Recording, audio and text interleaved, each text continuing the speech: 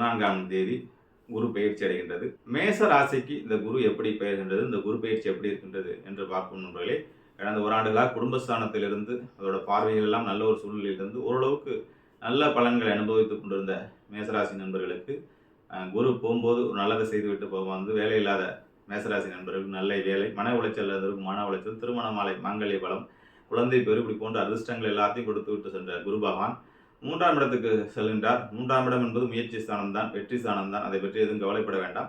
அது பார்க்கும் பார்வை 7ஆம் இடத்தை பார்ப்பதனால் கணவன் மனைவிக்குள் இருந்த ஒரு சிறு சிறு மன பிரிவுகள் எல்லாம், தொழில் ஸ்தானத்தில் இருந்த பிரிவுகள் எல்லாம், வம்பு வழக்கு இந்த மாதிரி கோர்ட்டில் இருந்தது எல்லாமே சமாதானத்துக்கு வரும். அதே மாதிரி கணவன் மனைவிக்குள்ள ஒரு பெரிய அந்நுண்ணியம் வரும்.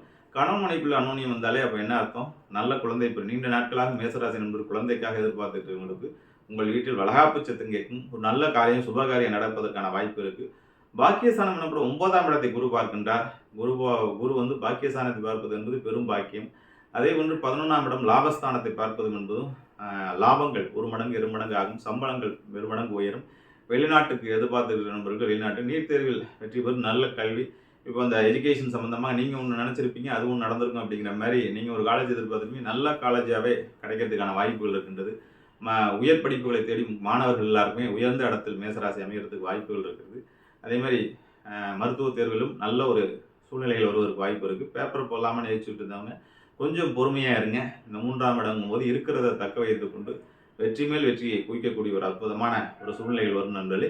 இந்த இடத்தில் நீங்கள் ஒரு தடவையேனும் தென்குடி திட்டையில் இருக்கும் தஞ்சை மாவட்டத்தில் தென்குடி திட்டையில் இருக்கும் குரு பகவானை குரு பயிற்சி ஆகி 1 வாரத்திலோ ஒரு 2 வாரத்துக்குள்ளே சென்று தரிசனம் செய்து குருவோடைய ஆசீர்வாதத்தை பெற்று வாருங்கள். நான் எப்பொழுதுமே சொல்லி கொண்டிருப்பேன், குருவுக்கும் தலைவன், சனிக்கும் தலைவன், ராகுகேதுக்கும் தலைவன் வந்து சிவன் தான். அந்த சிவனுடைய கரங்களை இறுக பற்றி கொண்டீர்கள் என்றால் உங்களுக்கு வெற்றி. ஒரு இரும்பு கவசம் போட்டது என்று ஒரு பெரிய ஒரு அமைப்பு ஏற்படும். அப்படியாப்பட்ட ஒரு அற்புதமான கவசம் போட்ட ஒரு சூழ்நிலைகள் தான் ஜோதிர்லிங்க யாத்திரை. அந்த வகையில் உஜ்ஜயினியும் சோம்நாத்தையும் வளமாறுங்கள். மேசராசிக்காரர்கள் வெற்றி மேல் வெற்றி குவித்து